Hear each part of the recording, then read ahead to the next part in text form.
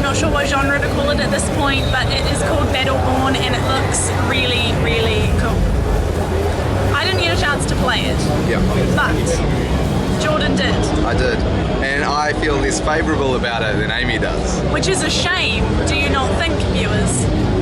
Because basically it's a game that doesn't really know what it is, I think. It feels a lot like Borderlands and it plays a lot like Borderlands, and you've got lots of classes. Probably just say it's developed by Borderlands developer. And also, they're not showing any multiplayer today, and it focused on the campaign and the story. But the reason it's a bit of a shame is they've taken out all the RPG elements that Borderlands had. So there's no weapon upgrades, there's no gear. Are you sure? And the leveling system, I'm not 100% sure, but you level very fast, and I think you might reset each level.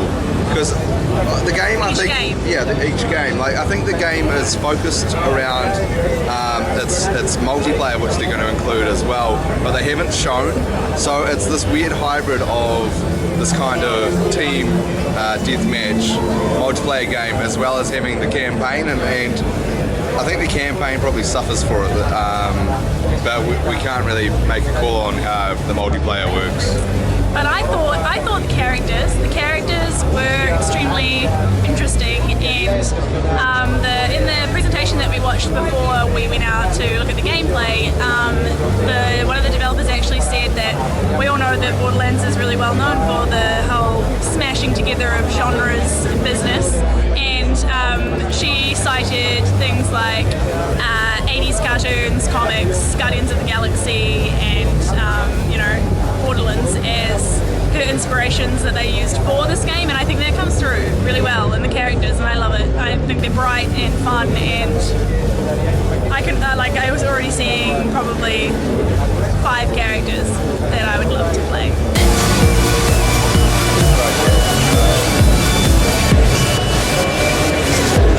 We've just been through EA's E3 showing, and it was pretty awesome.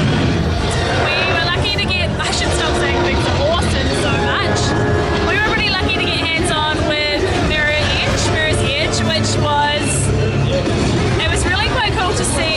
The presentation, the behind doors presentation was done by a developer, and he was Swedish, and the room was really white and projected on all 4 walls, and it gave like the best Mirror's Edge feeling that I have ever felt. Like, it was really minimal and clean and beautiful. And then the gameplay, we think, felt a little bit unfinished, but we were really excited about the direction that the game was going in. So it was cool to play it, right?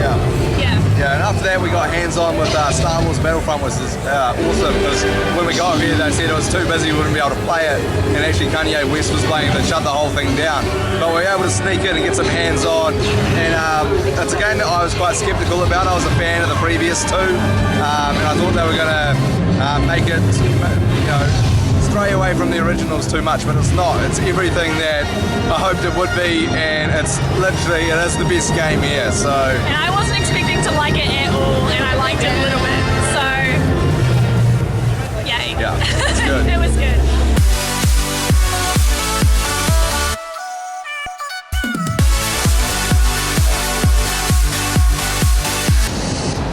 I really loved LEGO Dimensions. So I knew going into LEGO Dimensions that I already wanted to throw my money at it, and I was more impressed than I was expecting to be already. Yeah, and deservedly so as well.